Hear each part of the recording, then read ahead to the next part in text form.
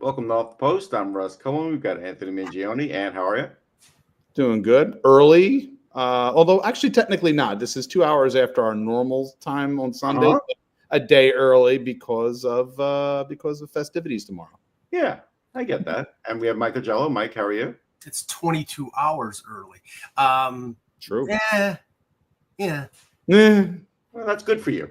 All right. So let's talk NHL expansion to start because Atlanta's making their big push. And so I've gone back and forth with this in my mind. I think what's different about this than Phoenix is I do think the Atlanta area has good areas because, like the Braves, I looked it up. They're still sixth in attendance now. They happen to be good. I'd like to see what it would be if they were bad, but it does help. But still, the Braves, even when they were good years ago, were never sixth in attendance in that other location. At Turner Field, it took a lot. And so I'm thinking this could work because it may be a situation where, people just didn't want to go downtown. Now, it's different than Phoenix and that whole thing. I still don't believe in that area at all. But for this, I'm kind of buying in. It might work. We can kind of say this is third go around here, but the idea that it seems that Cobb County? Yeah. Pretty much that area where the Braves have some land that they bought. There's land there, but it's not far from where the Braves the current ballpark. I don't think so. Right? I think it's close. So, and they've been able to, in terms of the attendance and the likely the amount of people that are going to be going. It's almost like a reverse thing where in Phoenix, it's like the further out you are, the worse it was. Correct. In Atlanta, it kind of works better if it's more in a suburban thing. So it's obviously very, I think, market specific, I guess you could say. Yes. But yeah, I think the NHL is they want this. They want to give it another crack in Atlanta, and I know the people are going to say no. But again, the dynamics are different, and if you can create kind of a sort of not a suburban sports complex, but it's kind of it's kind of like that though. Yeah, how close it is in that whole area that they're working on. It's something that actually maybe could work this time around. It's just, again, and I know Mike's going to be going with, here we go again with expansion and further diluting the pool. But no, I'm actually not. But the league has to look at this from a growth perspective too. No, it has to be done in the right place, in the right way.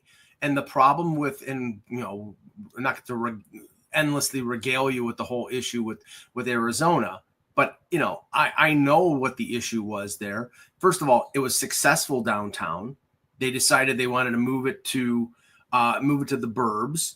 They wanted to move it to Scottsdale, but there was not the want in terms of the people in Scottsdale to build an arena there. So they went to Glendale, which was the absolute worst friggin' place to go because it was completely the opposite side of Phoenix, where you had to drive through Phoenix at drive time, and then this whole issue with Morello, where he wanted to build in Scottsdale, he wanted to build in Tempe. None of those places wanted it. The only place that it made sense is alongside the Suns in downtown Phoenix. And the only way I think they're ever moving back to Phoenix is if Matt Ishbia gets the expansion franchise and goes along with the Suns. With Atlanta, the Phillips Arena didn't work. No. And I mean, if it's part of a complex, everybody is in that Atlanta area, that urban sprawl of Cobb County and everything,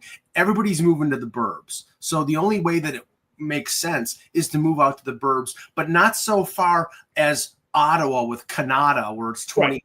Yeah, it can't be that. If it's accessibility, you need accessibility, and you need the people who also are going to be able to, again, easy access. It's one of the reasons why in Philly, even though it's one of the reasons why South Philadelphia is because it's accessible via highway, right? For multiple counties and New Jersey for people to be able to come across. And that's why, for everybody who is always complaining about the fact that, the Philly should have a ballpark downtown or such and such. Getting into the downtown part area is so far entrenched now, and the logistics are what they are, that South Philadelphia has always been the best place for it because of it being the southern tip of the city and it's the accessibility directly off major highways. Right. Now, to answer Drew in the chat room, this doesn't kill Houston. They need another team. So I still think Houston's going to get their team too. I still think Houston's going to be multiple teams. We're at least one Western, one Eastern. Yeah. That you add a team to the Southeast Division.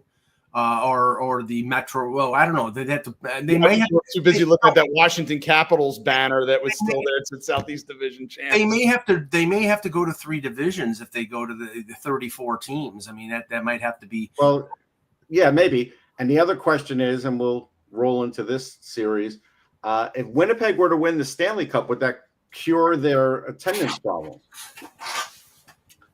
I don't think them winning the Stanley Cup is the determinative thing. It's the seating capacity of the building. Mm-hmm. It's the price of the tickets. There should be buy-in. Hellebuck re-signed, Scheifele re-signed. It's been one of the best franchises the last couple of years. And I think there are other factors, even economic. IPAs, we've heard that. What's that? Expensive IPAs. Peter's told us that. Oh, geez. Well, yeah. It's too balmy in Winnipeg too. But yeah, no. I mean, I don't know what the issue going forward is going to be. I mean, I don't know if there's a want there to build a new building because if they, that's a big cost, and I don't think the ownership, even though he's the richest man in Canada, apparently, is willing to sign on to that. Danby, don't worry about the division math. There's time for this. Well, no, the league will expand to 36, and then it'll be 3 6-team divisions. Right, but that's not going to happen overnight. But the one complaint, and I hear you. The one complaint is Quebec City. I think Canada needs one more team. If they're going to expand to 36, Canada is going to have to be thrown a crumb. They can't be. They just. Their economy just doesn't work. Well, talk to the friggin' prime minister then. Well, Mike, it's more than that. It's been like this for a long time with the Canadian dollar being down, and you're already making Canadian teams. And how long has that arena been open at this point? A long time, like over 10 years. The new arena in Quebec. By the time they actually put a team in there, it's going to be a dinosaur. It's going to be like the arena in Kansas City. But the point is, though, is that when you make Canadian teams pay in American funds, they lose money right out of the gate. Yeah. Right. They do. That's the reality of the situation. And as much as I would love to see a team in Quebec City again. Yeah, we all would. I don't know if it's going to be logistically, something that's going to happen, that the league is going to be willing to do that. You could see the league moving, and expanding into I don't know, you name it. Guatemala. Right now, I can tell you that. No, right now I think if they expand to 36, it's going to end up being Houston, Atlanta, probably going back to Arizona, and then one more American franchise because they want to get the number of it could be Portland. It could, I think Portland's good. I will not be on board for Arizona. I don't care where they go there. I just think it's beyond it now. Even if it was good then, which it was, it did start to tail off. It did when they weren't good. And now, they're going to have a brand new team. It's going to take years to be good. I don't know. I don't know if it's going to work in Arizona. Milwaukee, maybe. I mean, but I wish Milwaukee were a little bigger. I was there a couple of years. Well, we were there a couple of years ago. I wish it was a little bigger. It didn't have a big town feel, right? Yeah, I think it's a lot like. It's a smaller St. Louis. That's what it felt like. It is, and I think it works for two pro franchises that are obviously thoroughly entrenched there in the Brewers and the Packers. And for people who suggest Cleveland's not that big. It's about 400. It's about 400,000 people, and so that's. It's not, and that's the reason why. Again, in many ways, it's that your classic sort of. I don't use the phrase Rust Belt, but it's the truth. It's those cities can probably handle a few. Franchises, a couple of franchises like Buffalo, you have two pro franchises.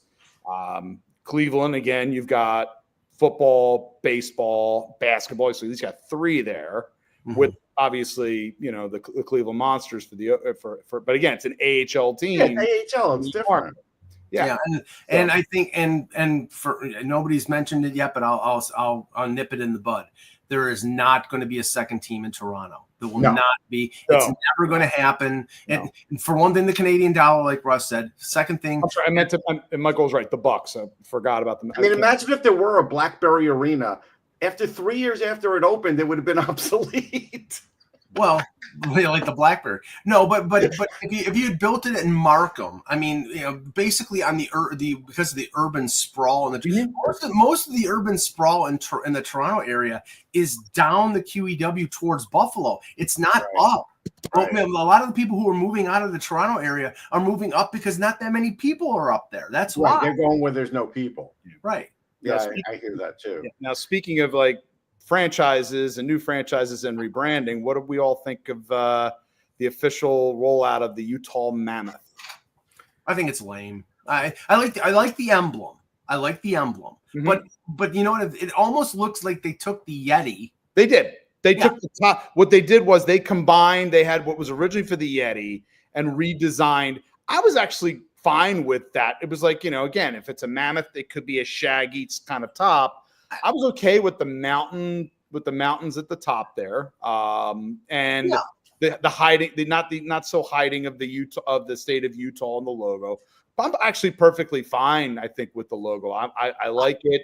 The color's fine. The logo's fine. I just don't like the singular, Utah Jazz, Minnesota Wild. It's like I don't like Yeti, so it's like right. It would have been the same thing, regardless of the situation. It's just this seems to be the way for a lot of teams now, where they like to have sort of they have the singular name. Well, I mean, out there, especially you got the Avalanche and you've got the Mammoth. And but hey, like the Manitoba Moose. You know what the plural moose is? Moose. So the plural of Yeti is Yeti.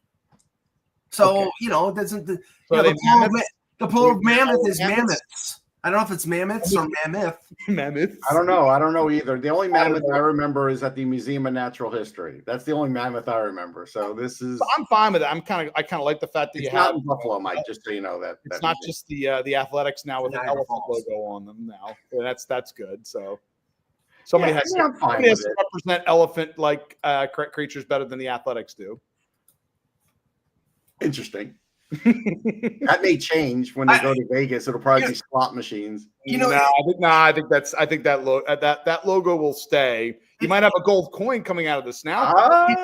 It is hilarious though that if you look at the MLB scores on ESPN, that it's like Toronto, and then it's Athletics. No Oakland, no Sacramento, just Athletics. It's like they want you to forget that they're playing in a substandard minor league stadium. Their advertisement literally is a Vegas ad. Right. It's a Vegas ad. So it's just like we don't want to be, we're here, we don't want to be here. And it's like if you're in Sacramento, it's kind of just it's gotta be just this just weird... because we're talking about ads. Mm-hmm. I'll get back to the Winnipeg series and talk about it. But as far as the Leafs and Panthers, I was listening to the local Florida broadcast on radio because I had to take my dog to my dog is in a class in a what's the word, agility class, and and taking a greyhound to an agility class is a thing of itself, but she's doing pretty good because they're sight hounds, so they're not like made for that. Anyhow, so I was listening to the game that way, and I got to tell you, the lowest of lowbrow ads possible. A car wash. Like a car wash. I thought it was 1970. I thought I was back to listening to the Islanders hockey when they first came out. It was a car wash. It was owned by Len Dykstra. No. The other one was it was a wine store. It was a wine store with commemorative Stanley Cup glasses for the Panthers. I was like, this is unbelievable. This is so bad. It's like they basically gave away their radio advertising. That's what it sounded like to me. Because radio advertising and radio is dead. But the series, I do have the thoughts on that. Mm-hmm. And Mike's fear is warranted, I think, because it does appear to me like Florida is wearing down the Leafs defense or the team defense, not just the defense, the team defense, because there are times where they're just overpowering them and getting to the net and making Woll's life impossible. Well, okay, I don't know how long the Panthers can put up 66 hits in a game. This was desperation. They had to get off the mat. This was a get off the mat or you're going to get swept. Right, exactly. Now, the thing is, what Toronto did in game 2 is what Florida did in game 3. In a game that you would have thought they would have been extremely motivated, Toronto was the team that came out of the gate quick and got 2 goals in the first 6 minutes of the first period. And then, of course, as Barkov scores key goals. And this is the thing. It's like, I have people like, oh, Joseph Wall sucks. Okay. The first goal was an own goal by Morgan Riley. The second goal was the goal that got pushed over by Reinhart through the crease with Brandon Carlo. Probably would have either been a penalty shot or a 2-minute penalty because he was. Yeah, I heard that one on radio. Yeah, he kept the puck out of the goal with a broken stick. The third goal was a failed clear by Simone Benoit, and it was a 2-on-1 down low.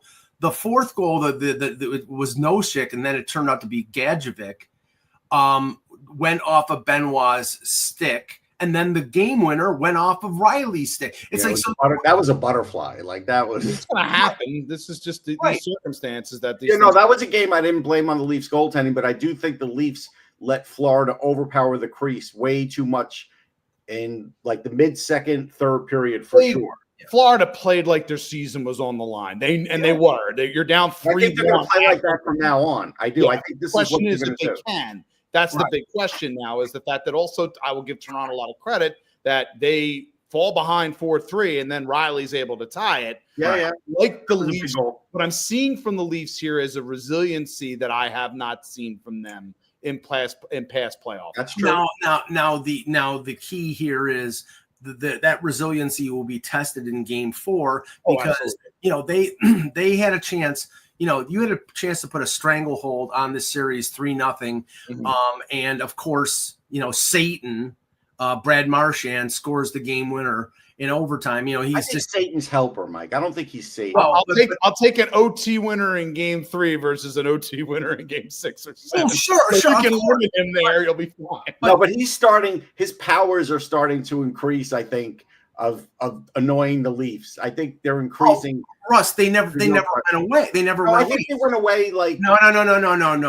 They never went away. He was good in the 7-game series against when they played the Bruins last year. I think he scored in 20 some odd playoff games. He scored 12 goals against the Leafs. He's a Leaf killer. He always has been. He's a great player. He's a Hall of Famer. I just was kind of meaning like this season when in Florida, it took him a while to kind of get but Russ, on track. Right now, the one thing, like there are 2 things that are clear. The Leafs have no answer to the third line of the Florida Panthers. Luostarinen, Lundell, and Marchand have killed them. They've scored, I think, like 40% of their goals.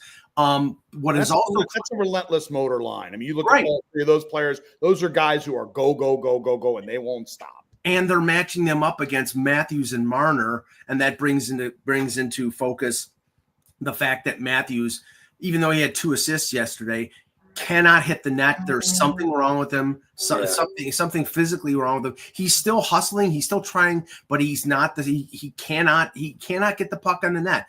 And the other thing is that Matthew Tkachuk is not Matthew Tkachuk. Now, you watch. I say this, and he'll score 3 goals. I mean, that always happens. That's the rule. One thing we haven't discussed yet is the fact that Bob hasn't been Bob yet in the series. No, I mean, no goalie's been nobody's been great, but Florida, I think, in order for them to be able to establish control in this series, needs Bob to be better.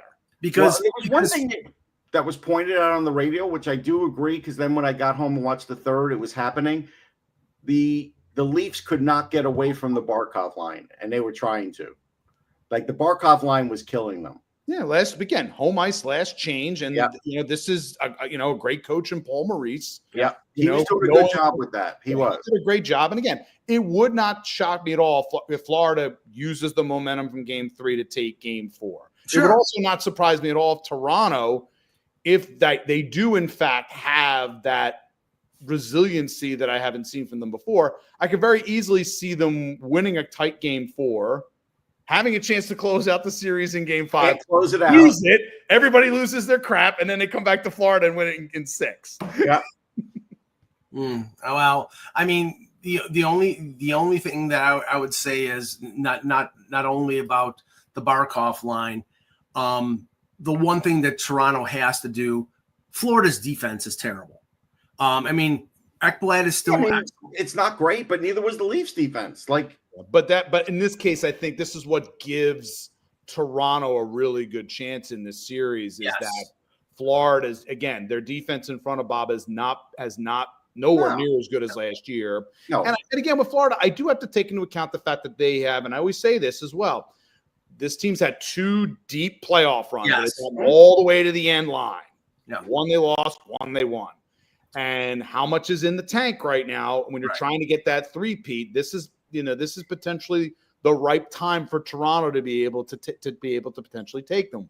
Right. Yeah, The championship pedigree of the Florida Panthers showed in that game. They won a game that maybe down 3-1 in the early second period.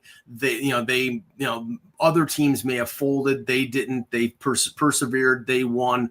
Now if Toronto can get off the mat in terms of recovering from a sort of a traumatic goal with Marchand, laughing his way down the hallway, which he was. It was like he knows he is in. Yeah, he's like the Joker. He knows that. No, he knows he is in the heads of the Maple Leafs. Right, like the Joker. That's what the Joker would do. Russ, I don't think there would be a fan in Toronto if Brad Marchand broke both legs in Game 4 that would cry a tear. No one would. Getting brutal now. No, I'm not saying I'm move on from that. Anthony, I'm not saying I'm rooting for that. I'm saying no one in Toronto. You're not saying you're not rooting for that. We're moving on from this, and we're gonna talk about the Winnipeg Jets and the Dallas Stars because Anthony, we talked about it last show that maybe Winnipeg needed to overcome this mental hurdle, and Hellebuck too, and Hellebuck was spectacular. So now people are just looking for what's he going to do on the road? Okay, but he's winning these games. He does, but that is something that he has to do. Okay, and I think he's been much better at home than he's been on the road. And the problem now is it's 1-1. I think Winnipeg really needed to continue the momentum from Game 7 and win at home. If they split, my whole thing is that if they won Game 1 and lost Game 2, I could I would feel a bit better about Winnipeg. The fact that they lost the first game and had a chance to win it, and once again Mikko Rantanen gets loose on everybody, and they lose the first game, but do a good job in game and do a much better job in Game 2. But now we're at 1-1. This is a critical third game for Winnipeg. I think if Dallas gets up on them 2-1 or takes both games, it's going to be it's going to be a tough uphill fight, I think, for them in this series. They cannot. I think Winnipeg. And I think Game 3 is especially important for Winnipeg. Yeah, I think a big thing too. If you win it in Dallas and get up 2-1, and Hellebuck is carrying over his play from the previous game, I feel much better about Winnipeg's chances in this series. I think having Scheifele back is a big deal, Mike. That's a big deal. Oh yeah, I mean he's playing almost 20 minutes. He's their best player. They got Morrissey back. They got Scheifele. Now, are they at 100%? No, they're clearly not. But as long as they can, perform at a certain level and provide that lineup depth, and especially Morrissey with their blue line without him, it's not. I don't think it's particularly matchups. It gives them a chance. Arnie a chance to match up better against Dallas. Yeah, you may not get the is starting to make me and be impressed with him again because Nikolai Ehlers was kind of like he's been the last year and a half not really been himself. What I used to look at as a ascending player, but now he's starting to pick it up.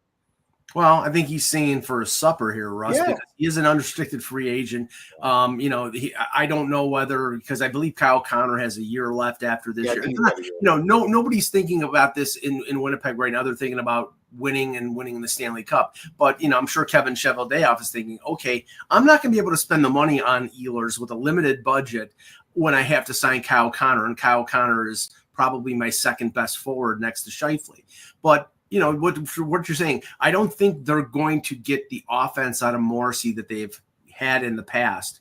But as long as he can match up against, that bevy of Dallas forwards and shut some of them down, then that's enough. But to your point, Anthony, they're going to need Hellebuck to steal one of these games in Dallas. If it goes 2-2 back to the Great White North in Game 5, then Winnipeg has a chance. I mean, this is probably going to be a 7-game series. I really feel I thought it would be anyhow. We're talking about a split. I really feel like Winnipeg has to get Game 3. They really, because at the very least, you've got a little bit of give there if you're Winnipeg coming back. If you're expending energy in Game 4 to get out of the hole, I do have my concerns from a matchup perspective. Okay. Carolina, Washington, still boring. Like it's my God, it's a simple thing. Washington, for whatever reason, did not play their style in Game 1. And they woke up and were like, and led by Tom Wilson, they did what they're supposed to do. They're a big physical team. That's what you have to do. Carolina's a good team. You have to have respect for them. I felt like they didn't quite have respect for Carolina in Game 1. That may be true. But the way they played told me that they must have thought that Game 1 was in the bag, and they got punched in the chin. And to their credit, they win Game 2. But it's not an optimal situation for Washington.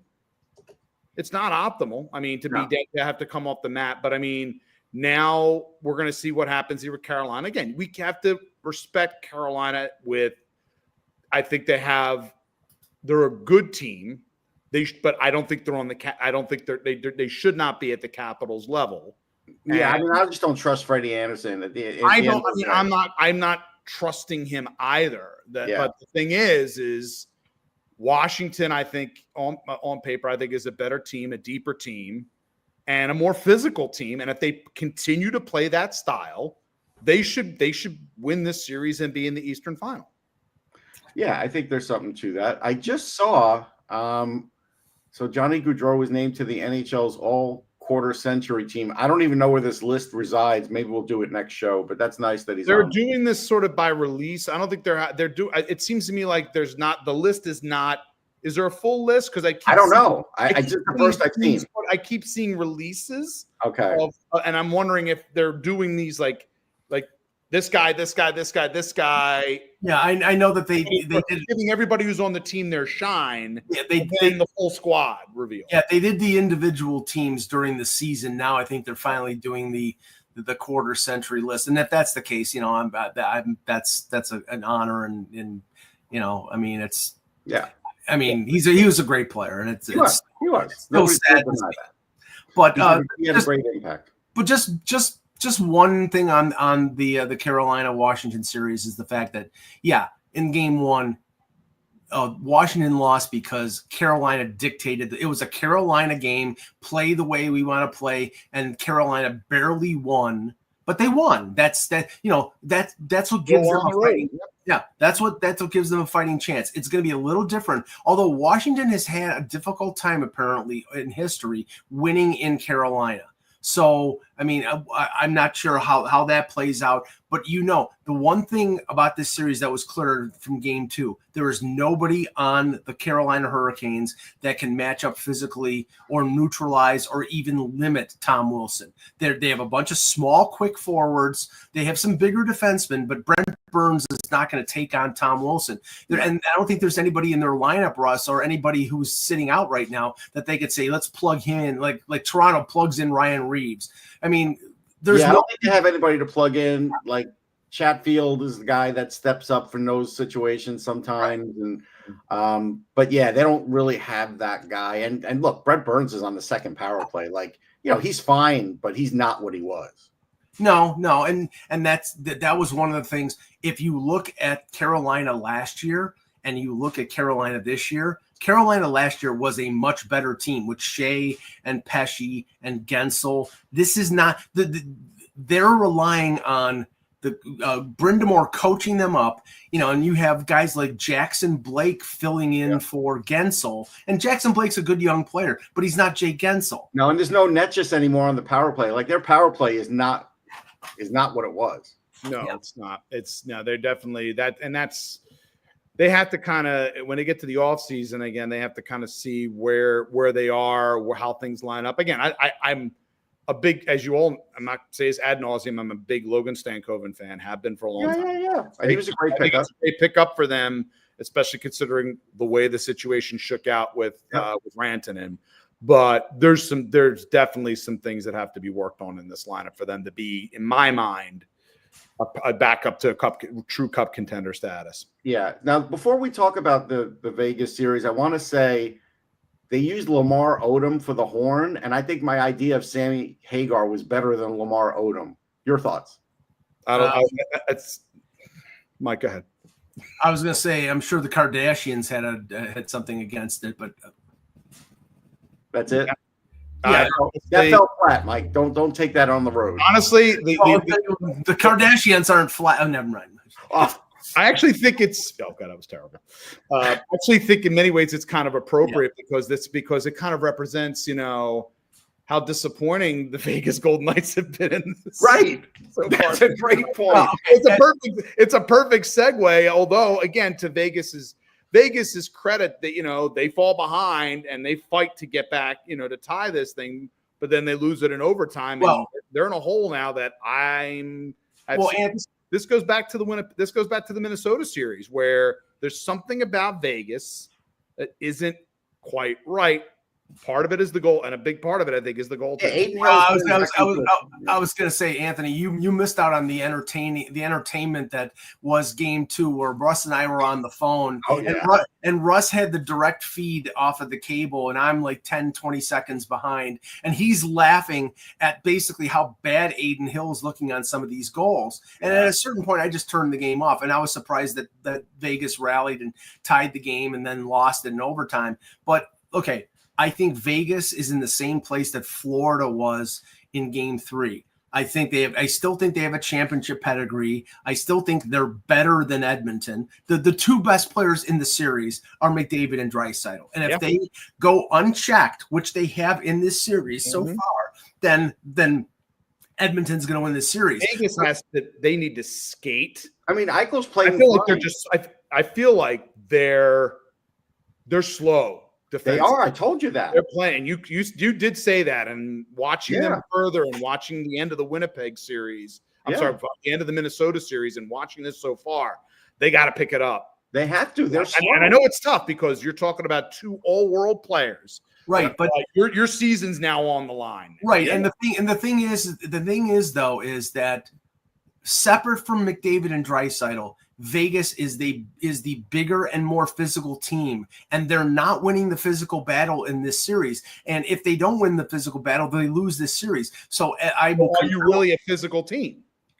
If you're allowing Edmonton now, thank you. Like at least Washington recognized in going into game 2, they recognize, hey, we're a physical team. Right. Let's step it up. I mean, you're not what I would call a lot of injury issues with Vegas at all going into this series. Yes, the sickness, but it definitely seems to be a confidence issue. And I do think, again, a lot of their confidence is generated off their goaltending. And if they seem like a bit distracted in dealing with Edmonton, I think that's a part of it. And they're a step slow as a result. I mean, when you're letting Evander Kane out physical you, I mean, I'm sorry, you have to knock that punk into the boards. Because he's had 5 or 6 hits in every game. He is running rampant. And he's a talented player, but he's a punk and he's a cheap shot artist. I think here's the problem. None of this matters. No, it matters. It matters because they are responding. They're not initiating, and I think that's what Vegas needs to initiate the physical contact. They need to be battering. But he understands. Kane understands the old, Brian Billick line. If you're going into the Lions' den, you go in with a spear and say where the bleeping thing is. Right. And that's what Edmonton has done. They've gone in saying, we know what your reputation is, but we've also, their scouts have probably looked at that Minnesota series and said, there's something not quite right about that team, that if you step up the physicality on them, they may not respond. Well, here's a problem. Here's a problem in the lineup. Like Vegas had 42 hits, Edmonton had 33, right? But Vegas's top hit guy. Yeah, but their big hit guy is Keegan Colasar, and he's really not a good player. He's a fourth liner. he's a below average NHL player, but they have him in there for the physicality. Who led Edmonton in hits? Zach Hyman. Yeah, and Zach Hyman is an energizer bunny who goes to the front of the net, who works tirelessly. He's not the most talented player, but nobody will outwork Zach Hyman. He's a perfect complement to the skill of a Draisaitl and McDavid, and that is why Hyman, again, is good. And I loved him in Toronto. Yeah. One of the reasons why he is, again, in my mind, Hyman was one of the reasons why Edmonton became what they have now become, defending Western champ and 1 game away from winning a cup. And they may listen, the run they're on right now, they might be going right back there. Well, one of the unheralded guys, though, is Vasily Podkolzin, who may be finally reaching his potential because he had 5 hits, he had a goal. Like, he's starting to do, like, this is what he was supposed to do when he was drafted, but he was in an organization that doesn't develop very well. But I'll just say this: if Vegas is to come back in this series, the key, say they can't catch McDavid and Draisaitl, say they're too slow. What you have to do with Edmonton right now is their defense is terrible. They have 3 defensemen right now. They have Bouchard, they have Nurse, and they're playing Jake Wallman. And they're playing Kulak over 20 minutes. You've got to pound these guys because right now, like, Bouchard's carrying the puck up the ice. This is the weakness. If you're expecting Ty Emberson to be able to carry the puck, that's not going to happen. You have to beat their defense and beat them and make them hurt, and then you win a prolonged series. I think Vegas is going to win Game 3, and then we'll see what happens. I don't know. Cal Pickett is undefeated. I know. They could. If Vegas gets it in their head to, as a collective, be physical, not just leave it to a Keegan Colasar to be an unguided missile, then in my view, in this case, Vegas can get back in this series. But they got to get back. They have to, and they haven't really, not to the level they've been the last few years. And they now they're in an existential crisis now. But what if the best goalie in the playoffs is Cal Pickard? I mean, considering what we watched here in Philadelphia a few years back, that to me, it's arguably one of the wildest developments. It is. But again, I often I look at Pickard and I go, well, a Johan Hedberg went on a run with Pittsburgh. You get the guy, and Aiden Hill has a run with Vegas. Sometimes guys catch lightning bolt. Jordan Bennington. But what's the one? No, Bennington's not one right. He's done a lot. Bennington has proven himself. Yes. But we've had instances. You got to have a really good team in front of them. Yeah. And Edmonton, you can look at and say, well, their defense is this. They only got 3 guys. Well, collectively, they're playing better than that, Mike. They are. I know. You can look at it from a personnel standpoint, but if those guys are if Kulak is playing above, you're not going to give a guy 20 minutes on the ice if you don't think the guy is able to play. You have no other choice. You have no other choice. You have nobody else. But at the same time, the player is responding. Well, and the unsung hero, Russ. And remember when we talked about this guy, and I was saying, well, I would roll the dice on this guy because it's a free swing. John Klingberg is actually playing pretty damn good. He is. We have to remember one other thing with Kulak. Kulak has been in playoff series. He's been in I know it. Listen, guys, I know it's the Montreal in the bubble final, and we all want to discount that. But it's something. Deep playoff run with a defenseman who has that experience and isn't necessarily going to panic. That's the guy that gets 20 minutes. Well, here's the perfect support role. Well, here's the thing. Final note here. Here's the thing that sickens me is the fact that if Edmonton wins this series, it's playing out as the same formula that it did last year, where you have the Central Division beating the shit out of each other. Dallas, Colorado, now Dallas, Winnipeg, and whoever comes out of this series is going to be physically and emotionally diminished. And Edmonton, if they wipe out Vegas in 4 or 5 games, they're going to be the ones with the easier path. That was hard if they get up. But I think both. I didn't think of either. I think this is if Vegas wakes up and starts to play physical, then this series is going to be much longer. So then you can't necessarily count on that. But looking at it as just a benefit of this case that Edmonton has an easy path to the finals. They don't. Edmonton does not have an easy path to the final. No, but you know what? The scary thing is if Edmonton gets to the conference finals, you have to watch out. No, of course. I think Edmonton, they get to the conference finals, it is a toss-up against whoever else they're playing. And because they've been in it, right. In some ways, you almost have to look at them, even with the personnel situation. I didn't pick them to win the first round. It's Dallas and Winnipeg versus Edmonton. You're going to get a lot of Edmonton picks because teams are going to look at them and say they're on a heater. They lost their first 2 games, and they've been cooking ever since. Right. I mean, it's possible. Like, that's the weird thing about these playoffs. But I will say the one weird thing about these playoffs is that it is kind of unpredictable. And then the one good thing about these playoffs is it's kind of unpredictable because I'm seeing a lot of posts online again from people saying they're watching other sports and nothing beats the NHL playoffs as far as excitement and what's going on. And the parity does add to that. Thank God there was a sale on Alka-Seltzer.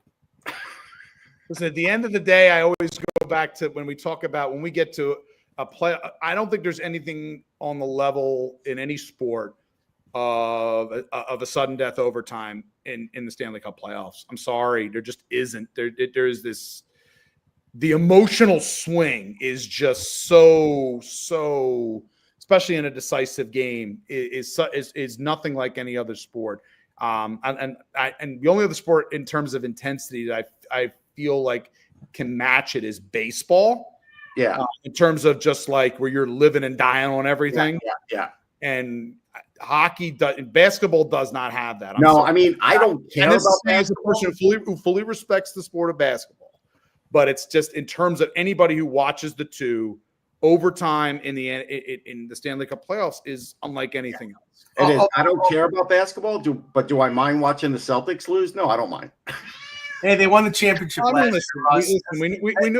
We knew you were going to get some Nick propaganda in here before. I'm not a Nick fan anymore, but I used to hate the Celtics to the point where I don't mind wating them get beat. I don't. What does Anna think about all this? Hey, Anna doesn't care about basketball. Anna's a Celtics fan. She is not a Celtics fan. She watches hockey. I'm not else. Basketball does not excite her. Hockey does. That's it. That's it for Off the Post. We'll catch everybody next time. Take care, everybody.